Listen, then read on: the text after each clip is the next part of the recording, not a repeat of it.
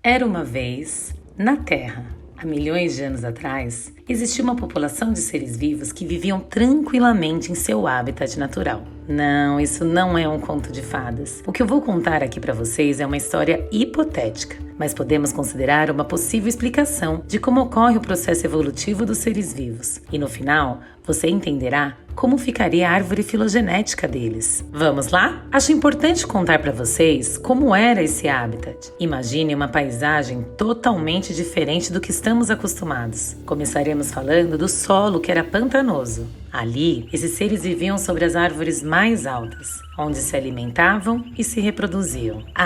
Eu não falei o nome da população. Vamos chamá-los de ancestrais A. Esses seres foram divididos em duas grandes populações. Ao longo do tempo, por conta de mutações aleatórias e por um processo de especiação, originaram uma população que chamaremos de grupo externo e os ancestrais B. Os grupos externos, existentes até os dias atuais, possuem características peculiares. Apresentavam corpos alongados, patas longas e não apresentavam pelos pelo corpo. Conseguiam facilmente subir nas grandes árvores e se camuflavam muito bem. Os ancestrais B apresentavam um corpo rastejante, patas curtas e não possuíam pelos. Como vocês sabem, meus queridos, essa história não aconteceu em um breve período de tempo. Estamos resumindo aqui um processo extremamente longo. Bom, imagine que um belo dia o planeta passou por uma grande transformação. A crosta do planeta Terra se separou em várias regiões geográficas, incluindo a região onde viviam os ancestrais B, e sua população acabou se dividindo em duas grandes partes. Uma parte da crosta terrestre enfrentou uma grande enchente, que acabou se tornando permanente, e as árvores que até então eram os locais onde os ancestrais B descansavam, a maioria ficaram submersas. Processos como mutações, seleção natural e isolamento geográfico aconteceram e duas populações foram originadas, a população 1, existente até os dias atuais, e os ancestrais C. Os seres da população 1 apresentavam unhas longas como novidade evolutiva do grupo.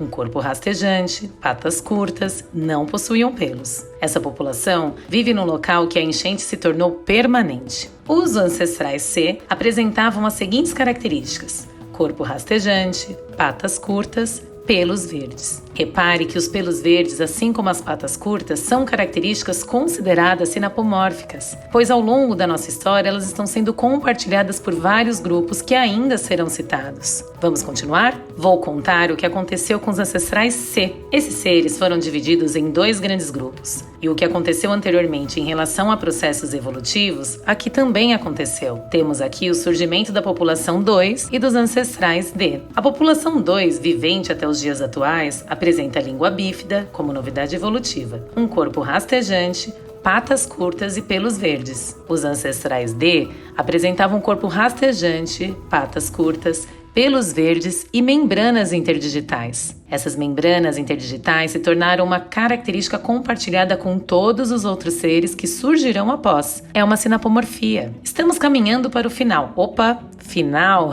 Não, essa história parece não ter fim. Mas tenho que contar para vocês que os ancestrais D também se dividiram em dois grandes grupos, originando a população 3 e os ancestrais E. A população 3, como novidade evolutiva, apresenta olhos sobre a cabeça, corpo rastejante, patas curtas, possui pelos verdes e membranas interdigitais. Os ancestrais E tinham um corpo rastejante, patas curtas, pelos verdes, membranas interdigitais e dentes pontiagudos, sendo essa característica compartilhada com as populações a seguir. E como vocês já estão acostumados, aqui não foi muito diferente. Os ancestrais E se dividiram e originaram ao longo do tempo duas grandes populações, a população 4 e a população 5. A população 4, espécie vivente e atual, apresenta grandes caninos, super evidentes, sendo uma novidade evolutiva. Corpo rastejante, patas curtas, pelos verdes, membranas interdigitais e dentes pontiagudos. A população 5, também atual,